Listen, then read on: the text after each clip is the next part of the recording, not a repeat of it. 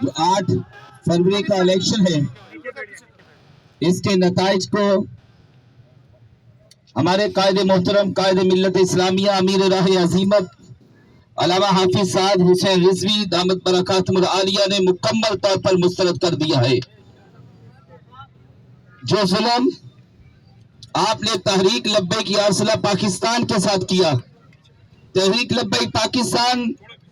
نے چاہا کہ یہ جمہوریت کے راستے سے چاہتے ہوئے چلے، ہم جمہوریت کے راستے سے پارلیمنٹ میں آتے ہیں۔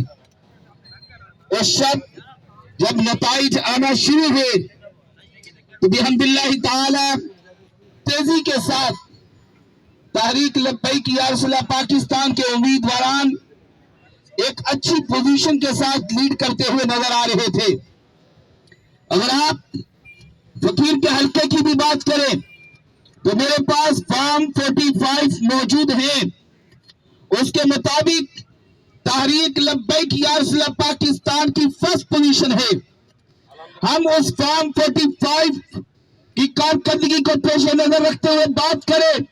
تو تحریک لیڈ کر رہی ہے، اور اگر الیکشن کمیشن کے نتائج کو کہ پہلے 1-2 گھنٹے کے نتائج آنے کے بعد پیدر پہ 5-6-7 گھنٹے اور اب تک جو نتائج روکے گئے اور پھر اندھیرے میں اپنی من پسند کے نتائج بنائیں گے، ہم فارم 45 پر اعتماد کریں یا پھر اندھیرے میں بند کمرے میں بیٹھ کر الیکشن کمیشن نے جو نتائج قوم کے سامنے لے کر آ رہے ہیں ہم اس پر اعتماد کریں۔ آج اگر ہم بات کریں پھر آپ کہتے ہو کہ یہ تحریک لبیک والے شدت والے ہیں، اگر آپ ہمارا حق ہمیں نہیں دو گے، یہ پورے پاکستان کی عالمگیر تحریک ہے، آل پاکستان تحریک ہے، یہ کسی صوبے کی، کسی گلی کی، کسی علاقے کی یا کسی خاص زبان کی تحریک نہیں ہے، یہ ہر زبان سے تعلق رکھنے والے، ہر شہر ہر صوبے سے تعلق رکھنے والی تحریک ہے۔ اگر تم ہمارے ساتھ یہ ظلم کرو گے تو پھر ہم اپنے قائدین سے کہنے پر یہ مجبور ہے کہ اب ہمیں اجازت دو ہم سر پر کفن باندھے۔ لبیک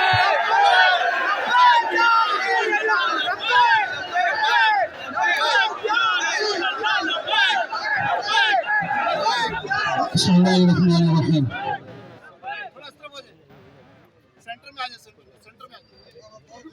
بسم اللہ الرحمن الرحیم۔ افسوس کی بات یہ ہے کہ ہم نے صرف پرامن احتجاج اور ہم نے نمائش سے